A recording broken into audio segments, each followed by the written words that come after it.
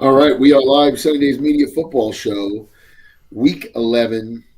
We just opened with Thursday Night Football yesterday. Patriots beat the Jets 27-14. Am I Yep. correct in that? Drake May continues the MVP run here. Um, Justin Fields starts the game out with a rushing touchdown. Kind of abysmal since uh, without spending too much time on the Jets. First and foremost, props to the Patriots. I think they have the best record in football right now. I want to say they're at 9 wins. I want to say they're 9-2 right now. Uh, let's double check that. Yep. Nine and They're two. 9-2. Everyone, the kind of the elephant in the room with the Patriots is that they've had an easy schedule. They have an easy remaining schedule. There's no doubt about it. But all you can do is play the people in front of you. Um, they went into Tampa. They beat the Buccaneers. I think among most NFL circles, most people you talk to in the media, the Bucs are a top five team. They are ravaged by injuries, but it's still a damn good team. They went in there. They beat them. They followed it up by beating the Jets last night. How deep? How deep can the Patriots go? Probably a divisional round. Okay. I don't think they have enough juice. You got to go up against Pat Mahomes. You got to go up against Josh Allen. You got to go up against Lamar Jackson. I don't Well, they think will they see can beat. Lamar. They will see Lamar. I think like week 15 or something. Or Yeah. I don't know how. I don't think that's going to go very well for them. They don't have a great defense. I really don't. They can stop the run, but I mean, they let up points. They just haven't played anybody. So it's not. You want to play people because when you don't play people, you don't realize how it's just not. You're not preparing the right not a way. good measuring stick. Yeah. Yeah, so you can get surprised and just whopped in the Yeah. playoffs. So I've seen it a million times. Uh, they are probably going to be much better next year, and it's going to be a big problem for them. But they'll also be playing a first place schedule, so Yeah. that's what the NFL does. It's a league of parity. So they got lucky this year. They built a good team. The quarterback's good. Figured it out. Easiest schedule you could possibly have. I mean, I have never seen a schedule this easy. It's just unbelievable. So I mean, in all fairness, though, like the Bills are regarded as a top three team. Maybe not after last week losing to the Dolphins, but like for the most part, the Bills are very well respected, and they've had just as easy a schedule uh, as the Patriots, more or less. With a game sprinkled in here and there where um, I guess they yeah, had to play the Chiefs. The Patriots will not see the Chiefs until if both teams are in the playoffs. Um, but both teams play the Ravens. Both teams beat the Ravens. Um, oh no, I'm sorry. Bills beat the Ravens. The Patriots will see them later in the year. So it's a pretty similar schedule. And if you're talking about quarterbacks, I mean Drake May, like, yeah, not playing the hardest teams as we said, but Drake May has he's inserted winning. himself. Like, Hmm. yeah, he's winning. He's not making mistakes. And he's doing it all with pressure in his face. I mean, if I could say anything that's impressed me the most about Drake May, it's not really his arm. It's not just his mobility. It's not even just his smarts. It's his ability to sit in the pocket and throw a ball. And it's not always the prettiest ball. I mean, he threw a couple shovel passes last night, but he gets it out to his receivers. He puts it in the right spot. He can do it on the run. Um, there is not so far, knock on wood, like there's not a lot of holes in this guy's game. It doesn't seem like you know, it doesn't seem like rushing him affects him, in a negative way. In fact, I think I was looking at his splits with pressure and without pressure, and he's got like an 146 passer rating, QB rating, whatever it is, with pressure in his face. I mean, it's like he gets better when there's guys rushing at him, which is incredible. Which is typically the opposite of what you see. Yeah. He's also extremely good out of the pocket, Yeah, and he's just a great quarterback. So it just makes teams like the Jets have to figure out their quarterback situation, or else they're screwed. You don't get a sick quarterback, you're screwed. So it you know, is last night. Like, are we coming to the end of Justin Fields, you think, in a Jets uniform, or you think it'll be this way till season's end? I think that it'll probably be this way till season's end. Okay. Yeah. Okay.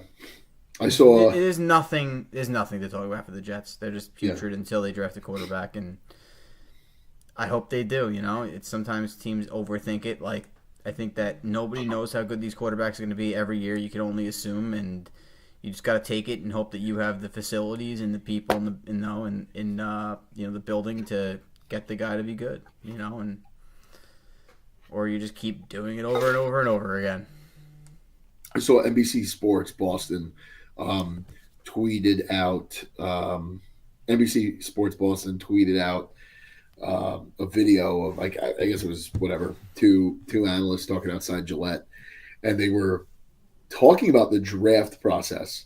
And this, I guess, this will be like the last thing on the Pats and the Jets game, but about the draft process and drafting Drake May, and I guess what the Pats went through and what they looked at and blah blah blah, and they were talking about some sources they had out of Chicago, which obviously I found interesting as a Lions fan, the NFC North, and they had said that, like, Ryan Poles, the GM in Chicago, so like Ryan Poles and company, was laughing at Drake May's highlight reel from North Carolina. And obviously, Brian had wanted Caleb, was trying to sway the room to push for Caleb as well. And there was like one guy in the room that was pushing for Drake May, but it just goes back to what you had just said about picking the right guy, bringing the right guy in. You had a group of people in Chicago that, and listen, maybe Caleb will be better, or maybe Caleb will have a good career or whatever. But it is just funny how you have some people that just laugh a guy out of the room. Like, I mean, listen, I'll say it here, like, kind of the way I talk about Michael Penix, right? If Michael Penix has a good career, I'll certainly have egg on my face, and that won't be the first time. But it is just kind of funny how those things, like, work out, and what people look for and what people see, and maybe like what their biases are. In college, I think that you have to have a ton of big time throws. Big time throws are important to me because it means that, like, you're willing to just fucking try to fit that ball in a tight window. And the more big time throws you make, the more accurate you are when it matters. And Drake May he just had a ton of them in college. When you're because we do a draft show here, we weren't able to do one this year, and that was my fault because I was working nights. But when you're assessing college quarterbacks, do you kind of like, A, do you hold any stock in what conference they come from, what program they come from, and B, how much do you factor in, like, team success and maybe what their value is to that team success? Do you factor any of that in, or it's no? Purely... All I care about is, does he have a good ball? Does he care when he's in the pocket? Is he worried about being in the pocket? And the one thing we'll never know is intelligence. Right. We can't find that out. Right. You can just assume.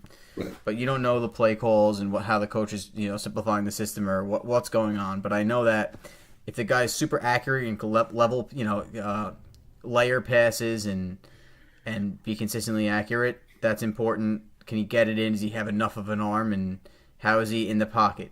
And then you just kind of guess after that. That's why nobody fucking knows. You know? I always laugh too when I hear, like, some people in the media talking about, like, how a guy interviewed, and it's like, unless you're in that room with him, and like I don't even. Well, I guess maybe the interview kind of does matter, right? Because if you think the guy's an asshole, you don't want him around you, but, like, you don't want him around your team. But, like, I always do laugh when teams kind of talk about the interviews, and it's like, you weren't in that room, first of all. Second of all, you don't know if that coach, that GM, already has a bias, doesn't really want this guy. Like, is if the coach really wants him and the GM is indifferent, is the coach going to throw him a bunch of softballs to make him look more intelligent? You know what I mean? Like, So it's like anything else. Listen, it's like politics, right? It's you turn on CNN, they're going to tell you one side of the story. You turn on Fox, they're going to tell you the other side of the story. And the truth is somewhere in the middle. Like it's the same way with drafting these quarterbacks. Like you've got some coaches, some GMs that really have a hard on for a guy, and they are going to manipulate that room because it's like when like what a lot of NFL fans don't know is that when the GM gets fired, when like what the Giants are going through right now, right? So the Giants just fired Brian Dable this week. They should be firing Joe Shane at some point by the end of the season, and I don't think they will. But like, even if we live in a world where, let's say, they do fire Joe Shane, they bring in another GM, whoever that guy may be. The area scouts are the same. Like those area scouts, the pro personnel guys in that department, the entire scouting department doesn't really change unless that GM wants to bring in someone else. So it's the same guys doing the research and reporting to the general manager. I mean, yeah, ultimately it's the GM that's pulling the trigger, but no GM is watching tape on every guy at the combine. They're just not. They physically don't have there's not enough time for that. Especially if a team was in the playoffs and they're involved with that day-to-day stuff. They're not. So you're trusting those scouts to kind of do that work. And yeah, ultimately it's on you to pull the trigger on the right guy. And that's why we credit or discredit the GM, but it's the same guys doing the research. A lot of people miss that. A lot of people think it's the GM that does all that, and they really don't. They will. That's why these guys like make so many mistakes because you're right. Like nobody's scouting every quarterback. They're scouting the area that they have and those quarterbacks, and they have their grades. And the next guy has his area, and they're subjective no matter how hard they try to make them objective. Mm-hmm. So one guy just likes another guy better, and he just has a higher grade on him than the other guy. Next thing you know, you're drafting Zach Wilson over whoever else, and the combine has an effect on that. Yeah, and then it's right? Like the guy's like, "See, look at that throw." That's what I was telling you the whole time. It's like, all right, well, see that throw in a pair of shorts and a t-shirt with no one in his face. Never listened. I would have. If I was in need of a quarterback, and I'm sure they probably do this to an extent, I would have all of my scouts just scout the quarterbacks and then trickle in your scouting, while you're watching the quarterbacks. Like, if it's like he's the top 5 quarterbacks, I would send my 6 scouts. Like, I'd have a QB team of scouts, and I'd send all of them to each game. And then they would say, this is who we have. This is how we've ranked the quarterbacks that we've seen over the year. And then while you're there, you meet other guys. The edge rushers, the center, the whatever, the receiver, the tight end, and then that's how you build your board because the quarterback's the most important piece. So I'd have a quarterback team. Yeah. I'm not, and I wouldn't rely on myself. I wouldn't allow myself to just pick the quarterback. I would make this group. This oligarchy of 6 or 7 guys, probably 7, pick that quarterback. Because I'd want an even number for a majority rule, just in case. And then that's how you go about it. This way, you take your emotion out. You've hired the right people. Their focus is one thing instead of an area, instead of a bunch of different types of players or positions. And see if you get it right. Because if you don't get it right, you get fired. Right. And too many times. There's a famous phrase in the NFL. Pat Kerwin used to say it all the time on NFL radio. You don't get fired for spending too much money. You get fired for losing games, and that's the truth of it. You sign like this Kirk Cousins contract in Atlanta, just as an example, is enormous, and it's a massive overpay, and it's a mistake. However, if Michael Penix becomes the next great quarterback in the NFL, the contract for Kirk Cousins no longer matters, right? Yep. It doesn't matter because you're now getting production out of that position, right? So it's not always how much you're giving a guy and what the extension looks like and what some of those clauses are. It's where's the direction of the team and where are you getting production out of. So that's, I mean, it's never good to pay a backup quarterback at this point that much money. But once again, if Michael Penix is a winner, no one cares. It doesn't matter. People forget this, that when the Chiefs had won their first or their second Super Bowl, Mahomes, I forgot which one it was. 2019, was that the first one that they won? Yeah. Okay. When they had won that Super Bowl. No, 2021. No, 2019. They won one leading into COVID. It was 2020. The year of 2019 they won. Yes, that's what I'm saying. Yeah. So 2019, when they won, somebody could fact check me on this if you want, but I want to say their dead cap was like $30 or $60 million. It was an enormous amount for where the cap was. I want to say the cap that year was at like 200 or 210. Yeah. It was a lot of money. And they still won. So it's like that GM, like that owner didn't give a shit because he had to spend that money anyway. It didn't matter. It's not good to see $60 million. I think the Eagles had like the highest dead cap last year of any team. I don't care. Dead cap's irrelevant. Dead cap just means that your owner. It's not a good thing. It's not a good thing. It just means that your owner has to give more money up front to these contracts to spread them out farther. And you know what? Spread it into oblivion until you're just willing to give up.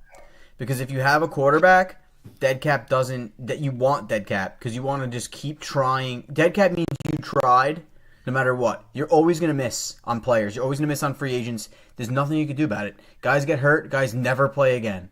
And guess what? That's dead cap. So what are you going to do? If you have no dead cap, that probably means that you're not taking enough risks. Yeah. So, yeah. Exactly. So, but, so I guess let's get into the slate. Yeah. So we got a nice little 1 o'clock window. I think we should probably. Is there a game in particular? I'm looking at one game here that's a layup to start with. Do you Jacksonville? No, I was actually looking at Tampa Bay Buffalo. Jacksonville was right above that. You want to get into Chargers and coming to Jacksonville? Coming to Duval? I think that this game is the biggest game in the history of the Jaguars. Yeah, it definitely wasn't that AFC Championship they were in 2017. I understand, but I think there's a recency bias for this game. Okay. And right now, you're at a crossroads because Trevor Lawrence is winning you football games. He hasn't looked particularly amazing. He really hasn't looked average. But if you kind of look as deep as if you can really peel back every layer, it's just another year of the Jaguars not getting enough talent around them. You can't run a play action pass with him. The running game is okay, but it's really all outside zone that gets guys in space where the linebacker or the running backs. I mean the linemen don't really have to block well because the running back's going to really just outpace those defensive linemen anyway. And I just think that I think that Trevor Lawrence is like getting crucified. They lost to the Texans last week. It had nothing to do with Trevor Lawrence. Did he have a great game? No. But they were winning by 19 with 10 minutes to go, and they just blew it. And Trevor Lawrence touched the ball for 6 plays and threw 1 pass in that time frame when the Texans came back and scored 20 unanswered. So it's unfair, but it's sort of fair because they want him to be an elite quarterback. He's never going to be an elite quarterback with the weapons that they have and how their weapons are performing, and with the line being who they are, and with just not having enough talent. So if they lose this game and they sputter down the line here, and I don't know what's gonna fucking happen. I would hold the line and give Trevor Lawrence another season for sure. I don't know what they're gonna do because they're not tied to him, and it's the NFL. But the media will absolutely try their hardest to rip this guy down to the studs. And this Chargers game means so much because if they win the game, they have like a 70% chance of making the playoffs. If they lose the game, they have like a 25% chance of making the playoffs. They were going to be 6-3 after that Texans game. They're 5-4 now. This game, you're home. The Chargers are not good. You know, like their record is better than what they are right now. They have both their best tackles are out, but the Jaguars at 5-4, with the quarterback not playing well, somehow only have 12 sacks on the season. They're not even getting 2 sacks a game. So I don't know how the fuck they're 5-4. It doesn't even make sense to me. Their team's not good, but they beat the Chargers, and it saves your when you don't have a quarterback and you're moving on from a quarterback, you're fucked. You know, because now how do you know when you're going to get another quarterback? We've been rooting for teams where we haven't had a quarterback for 20 years. Now you finally got one. He's not the best, but he's good enough. You could be fucked without one. So I agree with you. Ultimately, so I've a couple thoughts on this. Is that whether it's fair or not, just to be like, objective here, Trevor Lawrence was drafted first overall. He had a ton of success in college. He's on his second contract where he's making quite a bit of money. And at this point, he's on his third head coach. Is this his third? Because he started with Urban Meyer. Yep. And then he went to who was the second guy? Doug Peterson. And now it's Liam Cohen. Eventually, they're going to start to look at you, whether it's right, whether it's fair, whether it's correct. They're going to look at you, and they're going to start to say, "You've been here a long time. We haven't won anything." I mean, I remember hearing this with Matthew Stafford, and I always knew Matt Stafford was incredible. He was always, in my eyes, he was a top 5 quarterback in the NFL for the duration of his career. Like during his time in Detroit, sure. If you watched him closely, he was a top 5 quarterback. He was better than a lot of the guys that we regard today. But he didn't get any awards. He was always playing Sunday at 1:00. He wasn't in prime time. He wasn't on at 4. He wasn't on Monday night because the team was bad. And the same thing. I mean, you're in a place for 12 years, right? In Stafford's case, you've got no playoff wins to show for it. You've cycled through now 3 coaches, multiple coordinators, multiple general managers. Eventually, people are going to look at you and say, "What have you done?" And it wasn't his fault, right? Yeah. Because he goes to LA, he went to Super Bowl. I think the same could be kind of said about Trevor Lawrence, is that he's had nothing around him. He's had nothing but inconsistency. And if you're a Jacksonville franchise that's had no success at the quarterback position, I mean, who are the guys that we regard as the top quarterbacks in Jacksonville history? Mark Brunell, David Garrard. Like, it's Trevor Lawrence is the second best quarterback to play there. And I want to ask you a question because obviously everyone will always hold him to its standard, and I understand he should be held to a standard. He's the number 1 overall pick. He should have been a phenomenal player within 2 years. But here's the thing. Pat Mahomes, even when he's lost in the Super Bowl and it's like, wow, the Chiefs don't have a tackle, man. They got to get a left tackle. Yeah. Excuse me. Who's his center? Who's his left guard? Joe Tooney, Pro Bowl? Yeah. Creed Humphrey, Pro Bowler?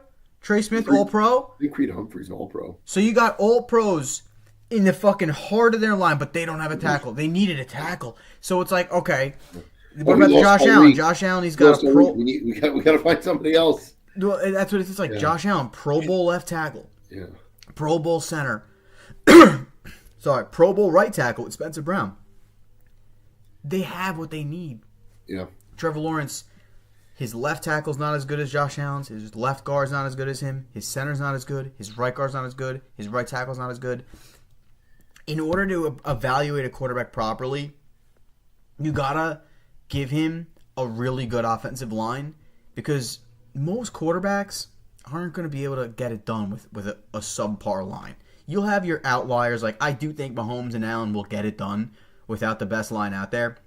But we saw Tom Brady dominate the NFL for years. He had a Pro Bowl center almost always. He had a Matt Light All-Pro tackle for years. One of the best coaches maybe the best head coach. Had a great coach, amazing offensive line coach. O-line coach was the best in business for years. And then the Lions, Matt Stafford.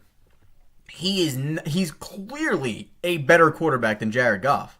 However, when the Lions acquired Goff, they also acquired Penei Sewell, and they had drafted Taylor Decker, and they had Ragnow, and they had they had Decker before, but yeah, that's what I'm saying. They Yeah. built a line. Yeah. They had Jared Goff, Yeah.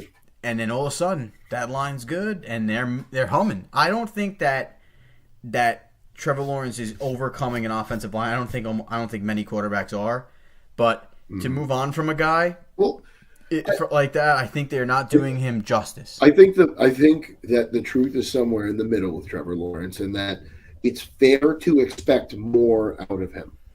That you Yeah. should expect more than what you've gotten out of Trevor Lawrence. I think you can't call him a bust. He's done too much to call him a bust. However, I think it's fair to look at him and say, I expect more out of you. But that doesn't mean I need to move on from you. Like those are two very different conversations. I think the right? conversation and the issue is you're the number one pick, and I think because he was the number one pick, they gave him the contract early. If he was the 15th overall pick, I don't think they give him the contract early. But then at the same time, because he got the contract and he's the number one pick, now you got to play like this high. I think It's tough to, it's you tough know to what really else makes place you him. look at, you know what else makes you look at him in a different light too? From the outside, if you're not a Jags fan, I was looking at a breakdown of Jordan Love's numbers and Trevor Lawrence's numbers, and they're very similar. Now, I don't know if this was full career or if it was like It's this year. It's this year. Very similar. But think of the way, and Jordan Love, we'll get into him in a little bit when we talk about the Packers game, but we look at Jordan Love much higher than we look at Trevor Lawrence. But is Jordan Love just in a much better organization with a much better team, with a much more experienced You ever coach? watch a Packers game? What do they say? They never say, "Oh, Jordan Love's just got to be a better pass. He's not playing well. It's this, that, the next thing. His career's derailing." When you hear Mark Schlereth talk about what Trevor Lawrence is doing on a football field, if you had never watched football before, you would say, "This guy stinks." It's like, I think that part of it's almost media driven. You have two players. The media wants Jordan Love to succeed, Right. and it seems like the media is just done with Trevor Lawrence. It's easy for the media to say, "This guy stinks. He's whatever. It's Jacksonville. We don't care. If we're going to rip on a guy, let's just rip on the guy in the small market." That's kind of how it feels, because I just genuinely don't believe a lot of people actually are watching the I Jaguars. think it's easier to rip on Trevor Lawrence, and this is I guess the kind of Yeah, the no last- repercussions. Team sucks. They're probably Right. not going to win. And So you'd be right. He came in, out of Clemson, like one of the best college offenses we had seen in a very long time. And, well, I actually shouldn't say that, because LSU last year with the year before with Joe Burrow was like incredible. But it was a great college offense, and it was led by Trevor Lawrence. And he had, all these accolades, all these people. So, yeah, it's kind of easier to come down on that guy than it is to come down on Jordan Love, who 100%. was the guy that was drafted while Rodgers was still there, and people questioned the pick and whatever. So, I'll tell you this about this game. I think the advantage for the Chargers is that they have no home field advantage, right? They play in LA. Nobody in LA gives a shit about the Chargers. No one gives a shit about the Rams. No one's going. Their fans are not going to their games, right? It's all opposing fans. So if you're the Rams or the Chargers, you don't have home field advantage, but the advantage of that is that every game is the same to you. It doesn't matter where you're going. It doesn't matter where you're playing. It doesn't matter if they're quiet when you're on offense or they're not. It's the same thing every week for you. I'll tell you this, and this is probably what a lot of people call a hot take. I have a lot more belief in Trevor Lawrence than I do Justin Herbert. Everything we just talked about Trevor Lawrence, I kind of think the opposite about Justin Herbert. I think he hasn't had the best situation. Now it's getting better because Jim Harbaugh's there, and it's becoming a more stable organization with a stable offense. But he's another guy that people talk about like he's the second coming of Christ, and I don't see it. I think he puts up really big numbers, and all the credit in the world to Justin Herbert. Your numbers are great. but like when your team needs you, those passes are never complete, or you throw it to the other team. Like just calling a spade a spade. You've been to the playoffs a few times. Your team has blown it. You've been a part of your team blowing it, and I once again, great numbers, but like, I don't know, watch him in the fourth quarter. It's a much different quarterback than you see in the first three quarters. He's, to me, watching him is the opposite of Tim Tebow. The first three quarters, he's abysmal, but all of a sudden in the fourth quarter, he figures out how to hit receivers on the dime, on the run, 30 yards down the field. Justin Herbert's the opposite. He'll throw a real pretty ball in the second quarter, but 2 minutes left in the fourth, and he's down by 6. And he forgets which team to throw to. Mm-hmm. You know, and so I'm taking the Jags here. I don't like it. I'm not going to bet on it because I just don't trust the Jaguars at all. They're way too much of a roller coaster. But I like the Jags here. You want to get into Buccaneers Buffalo? Yeah. So Buccaneers are going up to Buffalo. This is a Sunday 1:00. Another good Sunday 1:00 game. It looks like they're going to be without Bucky Irving. That's 5 or 6 straight weeks. Obviously, they have no Mike Evans. They're going to have Ibuka, and I think that's it. I don't think they have Godwin. Chris Godwin's going to be out. They're dealing with a ton of injuries. I think Tampa Bay was a team that we regarded because of how bad their division is, because of how kind of, I wouldn't even say that it looked like they had an easy schedule because they had the Lions on that schedule. They had the Pats, the Bills. I mean, the Pats were not supposed to be this good in most people's eyes. The Seahawks were not supposed to be this good, but they beat them. So I think the Bucs are kind of down on their luck right now. I think a lot of people had them as a 1 seed. In the beginning of the season, I was kind of looking at them saying, geez, like if this unit stays healthy, they should win 14, 15 games here. At this point, I don't think so. I think you're looking at their division's a mess, so they'll win their division. They'll get their home playoff game. But I think we're looking at a 3-4 seed here with them. I think, at this point they're at 6 wins. I see them winning another 5 maybe. And that's not a knock on them. It's just like you're going up to Buffalo. That's a tough game. Then you're playing the Rams in LA. That's a tough game. You're going across the country to play the Cardinals. The Cardinals aren't good, but that's still – oh, actually, no, you're not. You're playing them at home. And then you got Saints, Falcons, Panthers, Dolphins. So, like, late in the year, they're going to get some of these wins, but, the next 2 weeks is going to be real tough for them. And the injuries just aren't making it better. And on top of all that, I think Todd Bowles is like a fine head coach. I don't think he's a great head coach. I think Todd Bowles' biggest problem is he lets his foot off the gas too early. He's a guy that's like he's scared to be wrong. He's scared to look stupid. And I think that's why I appreciate Dan Campbell so much. The guy's not scared to look like a fucking dumbass. And I appreciate that. I would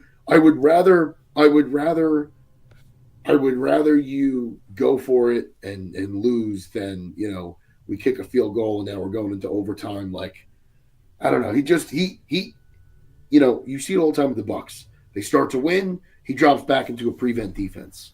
He's running a vanilla offense. And I don't know. I'd like to see Baker have a little more freedom in that offense. Do you think they beat the Bills this week? Because the Bills themselves don't look good. I don't think they're going to beat the Bills. I don't think they can beat the Bills. I mean, I didn't think the Dolphins they haven't been playing well, so they're due. I don't think anybody had the Dolphins beating the Bills last week. I mean, if you did, it was like you were just fucking around. Yeah, exactly. That's what happens, though. Sometimes teams win. That's why we hope the Jets tank, but they can't because teams win, and the Jets love to win when it doesn't matter. So. Yeah, I think the Bills win. I don't see the Bucs are getting everybody back too, which I think is going to be a bad thing for the first game. I think sometimes they got to get. They're not getting everybody back. What are you talking about? Isn't Bucky Irving and Chris Godwin playing? Bucky Irving is out.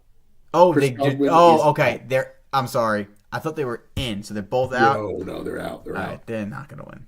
I think the week that they come back, they're going to be rusty and they probably won't play well, but then they'll get going. So the Bucks might be in for a few lumps in the road. Fortunately for them, the fucking division's so bad that they could probably win at 8-9. So, but I mean, they're already at 6 wins, and the rest of their schedule is like it's 2 tough weeks, and then after that, they really shouldn't lose a game.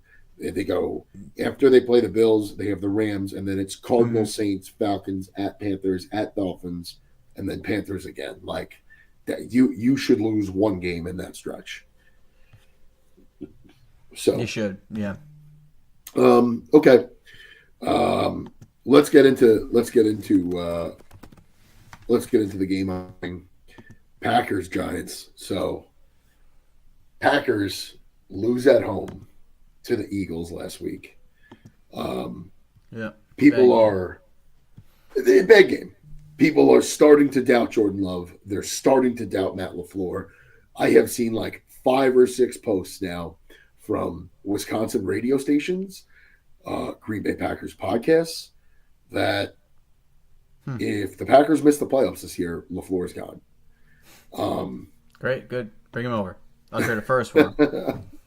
Right? How many first round picks would you trade for Matt LaFleur for the New York Jets? All of them? I wouldn't. I don't like him. I don't like him at all. I think Matt LaFleur is like a really intelligent. He's a classic example of the smartest kid in your grade that got a horrific SAT score. Like that's Matt LaFleur. I think he's brilliant. I just think he overthinks everything. Like it's these like weird decisions he makes late in games. Whatever it was, 2021 or 2020, when the Packers needed to go for it and he kicked a field goal and they were down by 4 and they still lost. Like he does these like weird things that don't make any sense. Maybe in his mind they make some sense. Like I think what Matt just from the outside looking in as a fan, Matt, it's almost like he forgets about the human element of the game and like forgets that like have some confidence in your guys. Like yes, logically, the game is tied.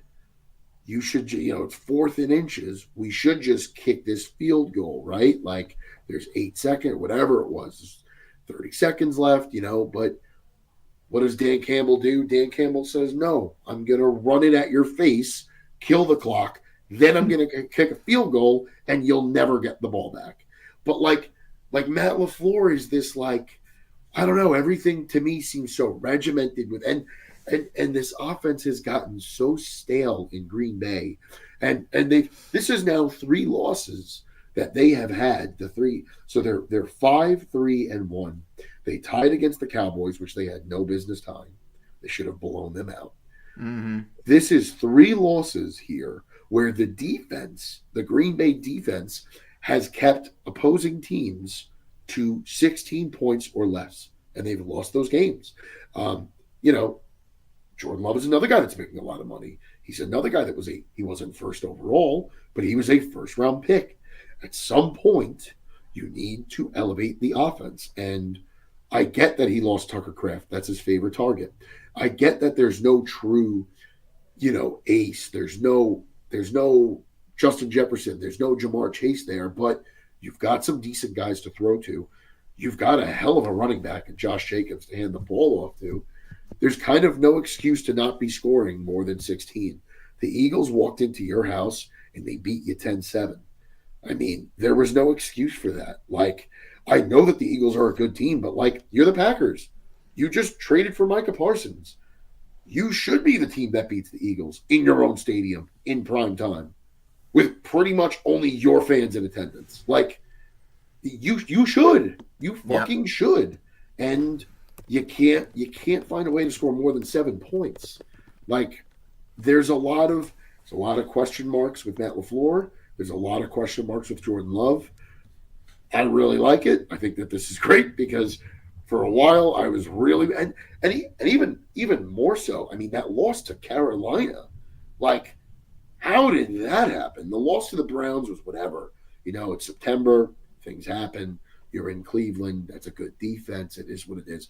You let Carolina walk into your fucking house and beat you? You let Bryce Young beat you? Sunday, 1 o'clock against Carolina, and you lose? That is insane. That was insane. That's I mean, crazy. you can't let it I don't happen. get there's no more confusing team in the NFL than the Green Bay Packers. Like you watch the Denver Broncos, they have a great record. You don't think they're very great, but like, okay, it makes sense. They've got a great defense. They've got great weapons on offense. Bo Nix isn't great, but that's why they're 8-2. Will they lose in the first round of the playoffs? Probably. Probably. But they have a good record, and that's why. The Green Bay Packers are a team that should be number one in the league. They really should be. Yeah. You're paying Micah Parsons a lot of money. You're paying Jordan Love a lot of money. Matt LaFleur is getting paid a lot of money. What are we doing? Look, if he gets fired, he gets fired. Who knows? Who knows? If they lose this week, it'll really be the pressure will be on. I'm just, you know, And the NFC, I'm sorry to interrupt you. The NFC is no walk in the park. I mean, the Bears are 6-3 right now. The Vikings, I believe, are 500. They're 4-5. They're a game below 500. Right? You've got the Lions leading that division. You've got the Buccaneers in that conference. The Rams and Seahawks. Like, you've got a lot of playoff teams in this conference. You cannot have 10 wins and get into the playoffs in the NFC. the Bears have like one good win too. It's like they're like a very fake 6-3. They're fugazi, but we'll see what nonetheless, happens. they're 6-3. Dude, and they might be 7-3, and they might go to 8-3. I mean, let's go to the next game. The Bears play the Vikings. I mean, Yeah. they should. I, for one, am a big Brian Flores guy. I think Brian Flores is a very good coordinator, and I think that the only reason that the Bears could have a decent game against the Vikings this week is because obviously they have, Flores is, I guess Ben Johnson knows Flores very well, Yes. and I think that they've He's had a already lot of lost to success them. against So them. we'll see what happens. I mean, he lost earlier in the year. I don't know. I don't know how the Bears are doing it. They have a lot of talent on offense. They really do. They really built their offense up. They scored 24 against the Giants, 47 against the Bengals. This is bullshit. Who cares? Couldn't really get anything going against the Ravens with no quarterback. That was surprising and honestly huge for the Ravens. But they're scoring 25 points a game. This is what they do. They score, and they never score less than 20. So you can beat the Bears. You got to score more than 20. The Vikings probably can't do that, so the Bears will probably go to 7-3. What do you think about that game? I mean, the Bears are weird to me because I don't think that they're really a 6-3 team, but nonetheless, today they're 6-3. It took late game heroics to beat the Bengals. It took Brian Dable being a complete dumbass to beat the Giants. Let's call that game what it was, right? The Giants, you're up by 10 points with under 6 minutes left in that game. There is no reason that you don't win that game. I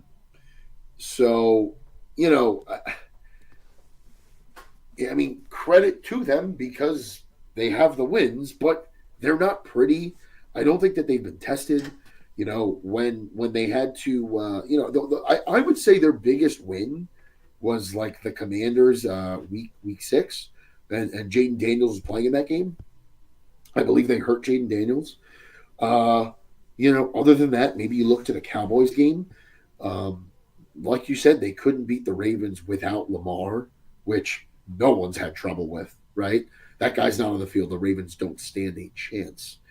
And the Ravens took it to them. So Yeah. I don't know that the Bears are like they're not a playoff team, but shit, they might win enough games, right? I mean, if they beat the Vikings, well, now they're looking at the Steelers, Eagles, Packers twice, Browns, 49ers, and the Lions in week 18, when that game may not mean anything to Detroit. If, God willing, right? God willing, they're in a really good spot. And I think it will mean something just because of how tight the NFC is. But, I think that they'll beat the Steelers. I don't think the Steelers are very good. I think, like you said, they could beat the Vikings. I don't think they'll beat the Eagles. I'll be honest with you. I think they beat the Packers at least once. I I think if the Packers, and not to go back to the Packers game, but I think if the Packers lose to the Giants tomorrow, I think that's the nail in the coffin for their season. And like it shouldn't be because there's plenty of time. But like if you're the Packers, it doesn't get easier. Like it really doesn't, right? No. You know, Look, the Bears have 8 games left. They'll probably go 4-4. It looks like down the stretch, and 10-7 probably gets you in. I don't think it will. I don't think it will. Because I think the Packers, if the Packers lose tomorrow, they might be a 10-win team, and because they have that tie, they would get in over them. Well, yes, but the Packers, I don't know. Can the Packers get to 10 wins? Because if they lose to the Giants, I think, if they lose to the Giants, I think it's over. Because then they're looking at Vikings, Lions, Bears, Broncos, Bears, Ravens, Vikings. I mean, their saving grace is that if the Ravens lose just one more game this year, I think they're shutting down the it doesn't matter. It doesn't matter because the Niners are 6-4, and they're the only other team that's competing. The Panthers aren't making the playoffs. The Vikings aren't making the playoffs. The Cowboys aren't making it. And the Cardinals. The 7 teams in the NFC are set. It looks like. Looks like you got the Eagles, the Seahawks, the Lions, the Bucks, and then your wild cards are the Rams, the Bears, and the Packers. And if any of those teams wind up winning the division, then the wild card will come from the teams that are currently in first. Right. I don't see how the 8 seed has the 49ers at 6-4. I don't see how they're gonna. I can't see it. I don't know. I mean, it's up. What do you think? You think because the Panthers are not making the fucking playoffs. There's just no way in hell that they're making it. No, they're not. But like, they play. The Niners play. The Niners have to play the Cardinals this week. That's a win. They play the Panthers the next week. That's probably a win. Then they play the Browns. That's a win. Yep. And then they rest up for the bye week. God, and then they've got Titans, Colts, You're right. Bears, Seahawks. If they win just 2 of those games, which I think they will, like you're looking at 11 wins and they're in. You know, do I think that the Niners are a major threat in the playoffs? Probably not, but I think they're going to win enough in the regular they're going season to the playoffs, man. to get in. Exactly. You know, the Minnesota Vikings, they're 4-5 right now. You know, the opposite of what we just spoke about, though. If they beat the Bears, they can roll that. Maybe they beat the Packers. I don't think they beat the Seahawks, but then they play the Commanders, who are dead. They play the Cowboys, who are dead. They play the Giants, who are dead. And then they play the Lions and the Packers. So, like, there is a path for you to kind of look at the Vikings and say, well, yeah, maybe they can go 11 and what would it be 11-6? They could go 11-6 and get in. I mean, regardless, I think you're getting 3 teams from the NFC North again in the playoffs. It's just a matter of how will they be seeded. And you know what? The Niners are getting Purdy back, which, despite popular belief nowadays, he's obviously better than Mac Jones. He's always been better than Mac Jones since the fucking first game he played in the NFL. Purdy's a good quarterback. He's not a great quarterback, but he is a good quarterback. So that's a guy I think is probably overpaid, and they probably should have traded at last year's deadline. And they maybe, but he's good. He's not bad, man. He's not a bad quarterback. He's not bad. I just don't think he totally elevates you. Yeah, I know, but what is his career? I think his career QBR is over 100. You know, He doesn't lose you games. He'll throw a pick, but he'll definitely throw a touchdown, and he knows where to go with the ball. He extends plays. Mac Jones is a statue and will lose you games. Yeah, and I don't think Purdy loses you games necessarily. So that'll help them. You know what? You're right. The Bears, they better win this week. If not, they could be in trouble. Bengals. I honestly, dude, I could talk for hours about the NFC playoff picture because I do think it's very intriguing. But let's get into some AFC action here. You got the Bengals playing the Steelers. It looks like Flacco's going to play again. Yeah, I know that the Bengals had just opened the window. They have a 21-day window to make a decision on Joe Burrow. I think a lot is kind of riding on this game with the Steelers, right? If the Bengals, who are 5.5-point underdogs, they're walking into Pittsburgh. If they walk right now, Pittsburgh's 5-4. The Bengals are 3-6. If the Bengals beat the Steelers are now dropping down to 500. The Bengals are 4-6, and they're basically a game behind, right? That's the math. Be five. Yeah, they would be a game behind. The Bengals should have been dead weeks ago, which they kind of were. And now they're not, and they're coming off a bye. Now they're opening up that window for Joe Burrow to come back. You talk about bad divisions. This might be the worst in football.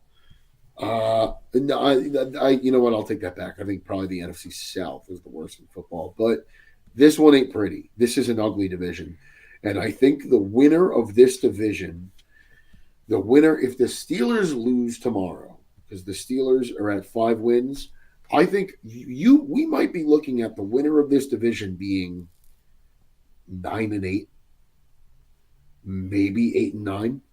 Like, it's really not out of the realm of possibility. Mm-hmm. I mean, the Browns aren't making it. The Ravens, like maybe, right? Like let's kind of see what these next kind of I think look like. I think the Ravens are a lock, and I think Lamar wins the Ravens MVP. are 4-5. I thought they had 2 wins.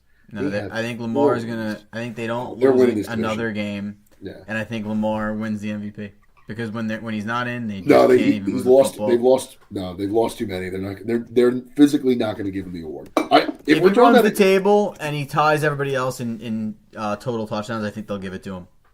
I would not. He's got 15 touchdowns Jonathan and 1 Taylor pick right now. And they won't do it for Jonathan Taylor, but Jonathan Taylor should be the MVP of the league. I will also say this: if he finishes the season, So if Lamar Lamar or finishes the Jonathan season and his stats count, he will break the record for quarterback rating single season. So again, the guy is an anomaly. Almost normally around Thanksgiving, I put my Ravens fandom hat on, so it's coming up. I'm excited about it. You know, we're going to be in the playoffs. Who do they play? Let's jump to their game. The Ravens? Yeah, who I traded Jonathan Taylor in one of my fantasy leagues because That's absurd. The Ravens are playing. I got a few guys. And one of those guys was Derrick Henry, who plays the Browns, and then the Jets, the Bengals, the Steelers, the Bengals again. You got 4 games in a row where Derrick Henry may go for 200 yards. But Jonathan Taylor's already scoring like 3 touchdowns a game.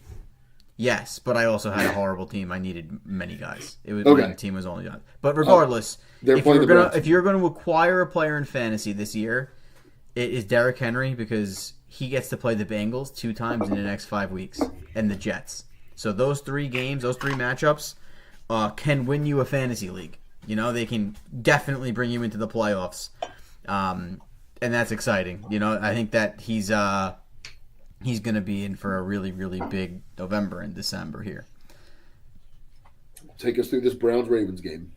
I think, dude, the Browns are fucking, it's getting to the point where I'm trying to mix a drink, and I can't even do it. What the fuck is that going on over there? There's nothing. It's a joke. There's nothing to go into. It's a joke, dude. I think the fucking head coach is sabotaging himself because he doesn't want to be there. Like, if you're a decent... Kevin Stefanski's a 2-time Coach of the Year. Coach of the Year. That team is horrible. They fucked him at the quarterback position. And I think he is going to, out of spite, never play Shador. And he's going to try to force that owner's hand to fire him over it. I think that there's enough media pushing him to start him. I think if he holds the line, because Dylan Gabriel's Nathan Peterman level bad. He is so bad. He can't even throw a fucking screen pass. He can't do anything right. And you have another guy behind him, and it is a joke. So I think hopefully, I think Stefanski will get his wish, and he will be fired at the end of the year. Which he's clearly trying to do. He's trying to fire himself. I can't understand why they would do any of the shit that they've done over the last 4 weeks. I mean, the guy has horrible game after horrible game, and he just goes up to the podium. He's like, yeah, you know, we're going to stick with Dylan. You know, he's done a lot of good things this game. It's like, bro, how could you have seen what we saw as just random stupid fucking people talking about football like the sport, and you go up on the podium and say, we're going to start this guy? Like, you have to have something's going on something's going on over there that's fucking backwards. So that's I, the I only. hate it. I don't know. I hate it, and I hate hearing about Shador, but I just want to see it. I'm at the point of like I'm dying for Shador to go in because I I'm don't so care tired. if it I'm so doesn't tired of matter. hearing what he could be. Who cares I want to if see the it. name? It's not. It's not about Shador anymore. It's about you cannot start this other motherfucker. It could be fucking Tanner McKee. It could be fucking Johnny Two Shoes. Well, It doesn't I mean, matter. You can't start Dylan Gabriel. So when he goes up in there and tells the media that he liked what he saw, you gotta be fucking Helen Keller. Guys, Helen Keller. I don't know. yeah, Team's horrible. They're gonna get fucking waxed. yeah. I hope they get waxed. They deserve to get waxed. Ravens are going to take him by the woodshed. Panthers, Falcons. I think the Falcons suck. I think we severely overrate them every year. I think Raheem Morris is a bad head coach. Mm-hmm. I think Michael Penix is a bad quarterback. I think they'll be drafting another quarterback in a year or two. Did you hear what he said? They wouldn't even have a first round pick. They asked him who he goes to for advice and stuff, in game or after the game. Yeah, I saw that. He said he has no one to talk to. Nobody. He has some old coaches from like early college from like Indiana, I think, that are telling him, what he can do, and that is so fucked up, dude. That is because with these defensive fucking coaches, and I know like you have an offensive Dan Campbell's a fantastic coach. He didn't go through this, but when you have a defensive coach and you draft a quarterback, obviously, they start them quicker because they feel like they got to get them on the field because they're good talents. But the offensive-minded coach is going to sit with him and get him ready to go. And if that takes an extra 5 games, if that takes it, however long that takes, he's going to wind up sitting that guy until he's absolutely ready. And he's going to coach him through his mistakes. I don't think Michael Penix is getting coached through his mistakes. I think he's becoming lost, and I think he's relying on himself. And when you rely on yourself, you're fucked because you need people in your corner to help you. I think that's and Tom Brady said it best. It's not about who you draft; it's how you get him to the point that you want him to be. And I think that's where a lot of these teams fail. Michael Penix has a fucking cannon. He ran a 4.5. He, is a little bit of an oddball as a lefty, but you could run a lot more. You could confuse a defense if you want to do it right. So, as well as anybody else knows, it's not about those numbers. It's not about how fast you are. It's not about how far you throw a ball. That's never gotten anyone a Super Bowl ring. Like that's not the game. The game is not can you throw it far. The game is can you hit a guy? Can you hit a moving target 25 yards away in a very tight window? Like that's the game. And I don't think that's what Michael Penix can do. All right. Let's come on. It's too hard though. He's playing on All Pro, and I think he needs to play on Rookie. Josh Allen can go out there and play on All Pro. But he's not that type of quarterback. Need to fucking They have to simplify the game. Get him easier throws. I think that, but they kind of are because everything is a screen pass, dude. Everything is a dump off to Bijan. But when it's Algiers. not, so they're using those little bullshit passes as an extension of the run game, and then when he drops back to pass, it's like, all right, go fucking hit us a Hail Mary, or go hit us a home run. I need those. I need that tight end over the middle for 10 yards because it's Tampa 2 and he's going to sit right in between those two linebackers. I need that type of offensive coordinator or that type of head coach teaching Michael Penix how to be a quarterback at the middle of the road level because it's either super simple or go make a fucking big time throw, and it's not. You need to live in the middle. And it doesn't happen over there. So they're bad. And the coach is going to get fired.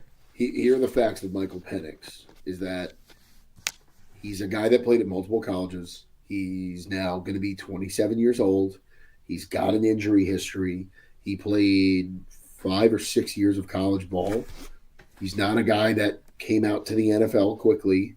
because he wasn't ready to come out to the NFL, and he wasn't going to be a high draft pick and make the money of a high draft pick, right?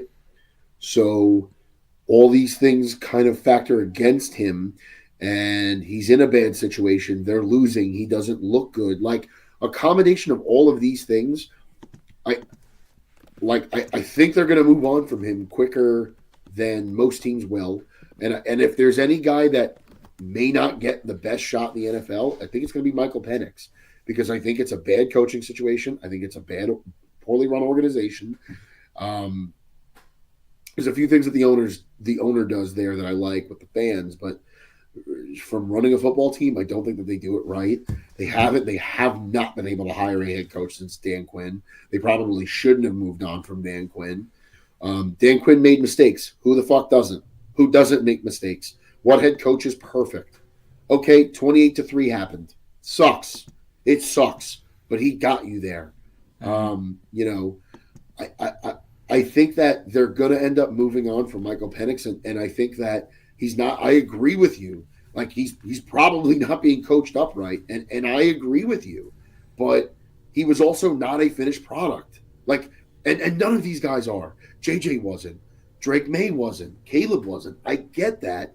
But, like, there are things that even Caleb did that you look at and you say, well, that will translate. Like, that'll translate really well, right? Like, what I'll never take away from Caleb is the way he could throw on the run is probably better. I mean, it's reminiscent of prime Aaron Rodgers. Mm-hmm. Like, Caleb's ability to leave the pocket and hit a guy on the dime 25 yards down the field is impressive.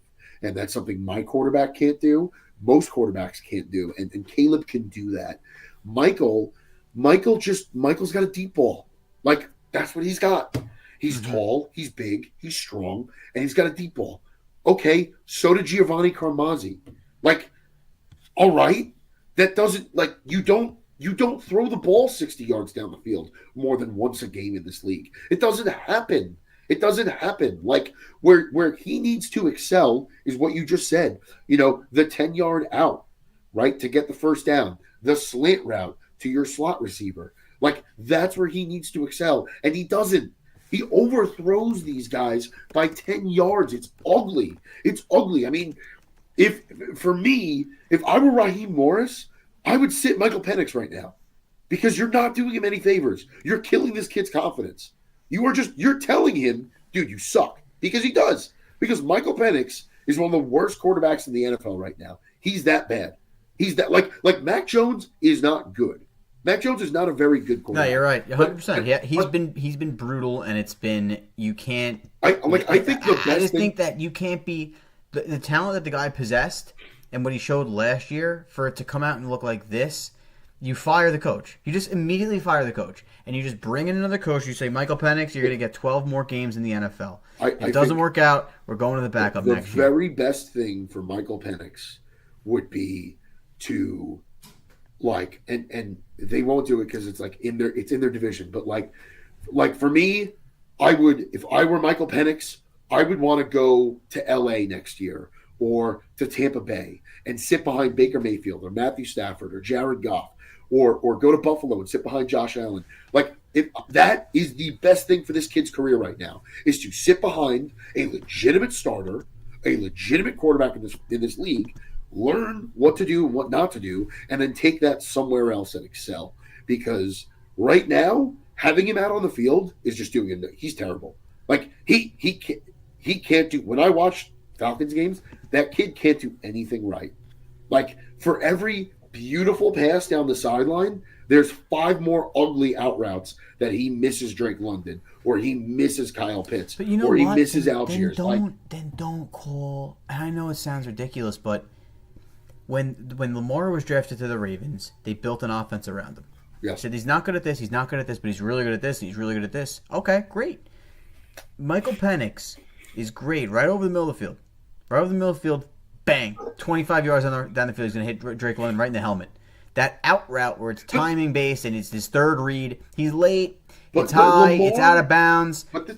I don't understand why. That's a bad analogy, because Lamar, I'm sorry to cut you off. Lamar had tools to win. Like, when Lamar came out of college, there were okay, there were flaws. There were more flaws in his game than there are now. But Lamar out of college had enough tools that you could say we can use those tools and sharpen your weaknesses, right? Like Lamar coming out of college was maybe not the most accurate passer, but now he's pretty damn accurate. And he was able to get away with that because he could run all over the field, because you could run the run pass option with him. Like there were things that you could do with Lamar to win games, move the ball, and boost his confidence. Michael Penix didn't come out of college with that skill set. Michael Penix can't run for a first down. Michael Penix can't throw on the run. Michael Penix can't sit in the pocket and hit a guy on the dime 30 yards. He can't do those things. Yeah. Like Lamar could. So there were other things. Josh Allen, he's another one. Josh Allen was wildly inaccurate. He's still pretty inaccurate if you watch him, right? He's still a flawed guy, but he had so many other tools that allowed him to win, that propelled that team forward. And that's why, not that you're masking the flaws, but you're able to win despite of those flaws. Yeah. Like, there's a lot of work to do with Michael Penix. Like, he was not a plug-and-play guy. Even if he wasn't hurt last year, he was not a guy that was going to come in and be good. He's a guy that in an ideal world, Michael Penix should have been drafted in like the 4th or 5th round to a team that already had an established quarterback and was going to develop him for 3 more years. He has too much arm talent. That those guys get drafted So in the what, first dude? round. So what? So did Giovanni The problem is Carmazzi. that this is the problem though. He's so So did fucking Nick good in Foles. practice that they play. Like they drafted him because he's got a cannon. He was amazing. But they're not in allowed to practice, hit you in and they practice. played him. They needed you. This is why you don't fucking hire defensive coaches. You don't do it. You hire a defensive coach, you bring in a rookie quarterback, you're fucked. You literally should set have your paid Kirk team Cousins. back 5 years by bringing in a defensive-minded head coach and drafting a quarterback. It is just it's like it doesn't mix. It's like oil and water. Well, it's kind of the way we look at Sam Darnold, right? Sam Darnold was nowhere near a finished product coming out of college, right? And yes, he was in a shit organization, but his flaws were too big to overcome what he did well. And he got passed around like it wasn't just Who was the head coach? I get it, but Todd Bowles. That head coach is winning with Baker Mayfield right now. So Because and I Baker don't think Mayfield think he's a he great learned totally get it, and I don't think that Todd Bowles is a tremendous head coach. But I'm just saying that Sam Darnold was an early draft pick. Sam Darnold had significant flaws, and the best thing for Sam Darnold would have been to learn, to sit back behind a veteran and learn. But because we overdraft quarterbacks, because we overvalue quarterbacks, because we overpay quarterbacks, he was drafted in the 1st round. He was drafted 7th overall, and he shouldn't have been. Michael Penix should not have been a 1st-round pick. Like, the priority of the Atlanta Falcons should have been offensive and defensive line. Instead of searching for a Matthew Judon or somebody else, right? Like every year, what are the Falcons looking for at the trade deadline? It's edge defenders, right? What are they looking for? They're looking for offensive linemen. Maybe that's what you should have done with that 1st-round pick. Yeah. And worried about a quarterback later because you were not a quarterback away. You're not that close. Okay, you've got Bijan. You've got Drake London. You've got, like, drafting Kyle Pitts. He's a really talented guy. That's also a luxury to have a Kyle Pitts. Like, you can't win games consistently, and you're worried about drafting a tight end early. So I think, and it's unfortunate, like, I don't think we're ever going to see what Michael Penix is.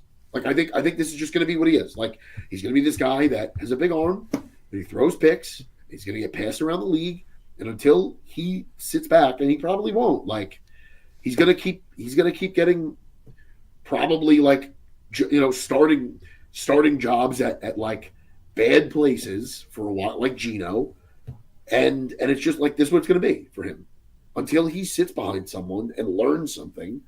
Like he's a guy that would benefit to like a year or two behind Matt Stafford. Mm-hmm. He really would. I really think he would. Like I don't think those two guys are that different, in quarterbacks. Well, we'll see what they do. I mean, I think that he probably just, out of the nature of the draft pick, will get another year. I think so too. They don't have a 1st-round pick. Like, they're in a rock and a hard place. Like he's going to, but you know how this league goes. They're going to fire Raheem Morris. They're going to hire another guy, and that guy's going to say, "This wasn't my guy. I didn't draft him. I didn't want him. Get him the fuck out of here. I want my guy." And they'll probably overdraft another quarterback. Look, I don't care. And that's the cycle. When you're taking a quarterback, you just fucking better have an offensive-minded head coach. And if you don't, you just fucked yourself. Well, you better have an offensive line because without an offensive line, and it's said all the time. Let's go to the best game on the slate, I think. And I'm going to Lions Eagles on Sunday Night Football. But let's finish with it because we're getting late here. Yeah, I think the best game on the slate here is going to be Seahawks Rams. That's a 4:05 game. It's going to be on Fox. It's probably going to be the Tom Brady game. The Seahawks are coming to LA. Both teams are 7-2. Both quarterbacks look fantastic right now. And Matt Stafford's an MVP candidate. He probably, if he continues this play, just the nature of what they do with the MVP award, he's probably going to win it. Who do you have here today? Today, Sunday. The Seahawks are 3.5-point underdogs. From a gambling perspective, I like that because I think Seattle and LA is a quick flight. LA fans do not show up. They watch on TV, I guess, because they're certainly not at that stadium. I think you're going to have a lot of Seahawks fans at this game. I think the Seahawks haven't lost in like 13 games on the road, so I'm taking the Seahawks. Yeah. They don't lose on the road, man. It's crazy. I want to see who is out for. So Devontae Adams is questionable. Yeah, they don't have a lot of injuries actually here. The Rams, the Seahawks have a good amount of injuries. I don't know if how many of these guys are starters. Doesn't look like a lot of big names here. So. You want to take the Seahawks? I guess I'll take the Rams here, but this is a toss-up. Sam Darnold, he's thrown some picks. He's at 17 touchdowns for 6 interceptions. I want to see what he's at running the ball. He's got no touchdowns on the ground. He's got 39 yards. He's not running a whole lot. Matthew Stafford's like nearly perfect here. He's 25 touchdowns and 2 interceptions. I think the way I look at this game is I think if the Rams lose – and Stafford has a bad game, then people are just going to be like, all right, well, he's been perfect up to this point. So, on to the next one. I think if Sam Darnold comes out and he has an ugly game, he throws for – if Sam Darnold comes out, throws 1 touchdown to 2 interceptions or 2 turnovers, I think you're going to have a lot of Seattle fans kind of looking like, is this the Sam Darnold that we saw in the end of last year? Like which and it's not – maybe it's not fair to Sam, but like he's the quarterback – he's another first-round pick. He's another guy that got paid. He got a very heavy contract from Seattle. They kind of put all their chips in with him. So I think the Seahawks need to win this more than the Rams do. Yeah, of course. I think the Seahawks have a really underrated defensive line too. So I think that they'll be able to get some pressure on Stafford, which hasn't been the case all year. He's kind of been sitting back there all day. So. And it's not the last time we're going to see them play each other. They play each other in December 18th on Thursday Night Football in Seattle. So that'll be like maybe the first good Thursday night game of the year. There you go. Thursday Night Football is such a disaster. The next game here, we're not even going to do Ravens-Browns. Fuck that game. Yeah, Niners-Cardinals, the Niners should win. Chiefs-Broncos is relatively interesting. I think the Broncos have kind of skated by a little bit, but let's be honest, so have the Chiefs. They have not looked great. I'll defer this to you. I think you're going to take the Chiefs. Yeah, I think the Chiefs are going to win out. You think they're going to win out? So you think they're going to go 12-4? Maybe 11-5. Yeah. What's it called? 11-6. I think they're going to go 11-6. So they're coming off a bye. 12-5. I want to say Andy Reid is like, if he's not perfect after the bye, he's got to be maybe like 1 or 2 losses in his coaching career after the bye. They're gonna, and I think that because they play so many divisional games here down the stretch, I think they're going to win the division. They've got 1, 2, 3, 4. Counting tomorrow, 4 more divisional games. So, I mean, the only thing is the Broncos have a 3-game lead on them. Tomorrow is really important because that does get knocked down to a 2-game lead. But, I mean, if you're the Broncos, see, like, here's where I'll push back on you. I don't know that they will because the Broncos play this game and they go to a bye week. And then they've got Commanders, Raiders, Packers, Jaguars, Chiefs again, and then Chargers. Like, there's a world where the Broncos could get swept by the Chiefs and still win this division. Yeah, potentially. Yeah. You know, because they're at 8 wins, right? The best that the Chiefs could go here is 12 wins. Like, the Broncos have 1, 2, 3, 4. They've got 1, 2, 3, 4, 5, 6, 7 games. So they need to win. You know, if the Chiefs are perfect, the Broncos just need to win 5 out of the next 7. Yeah. You know what I mean? Like, they could lose both to the Chiefs and still win out. So, I actually, I kind of have this feeling like the Broncos are going to pull it out of their, like, Broncos are going to pull another game out of their ass. I think the Broncos are going to win tomorrow. I'm not going to bet on it. I actually might bet on it because they're home dogs. But the Chiefs should win because of the Chiefs, but I don't think that this is a great Chiefs team. Like, I don't know. I mean, I fucking said this the past 2 years, but I don't know if the Chiefs are going to the Super Bowl this year. And I mean, I don't know that the Bills are either. Like, fuck, if the Ravens really turn it on, this could be the Ravens' year. So, I don't know. Fair enough. I hope so. As an honorary Raven fan, but the best thing that could happen for football is the Chiefs losing 2 more games and somehow getting boxed out. Yes, absolutely. So we'll see if it happens. But, and then you've got Monday night Raiders, Cowboys at Raiders, and then Sunday Night Football. Lions are going to Philly. The Lions are going to be missing Sam Laporta. They're missing Terrion Arnold. They're missing Kirby Joseph. And they're missing someone else. Sam Laporta is a big loss. They have a lot of guys that are questionable. However, they also have a lot of guys that are good to come back from IR. Davenport was activated. He's got 21 days to come back. The big one is DJ Reed. DJ Reed was activated. He's got 21 days to come back. The original timeline looked like early December, and now listen, it could be tomorrow. Logically, I would probably say maybe more so Thanksgiving, but listen, it could be tomorrow.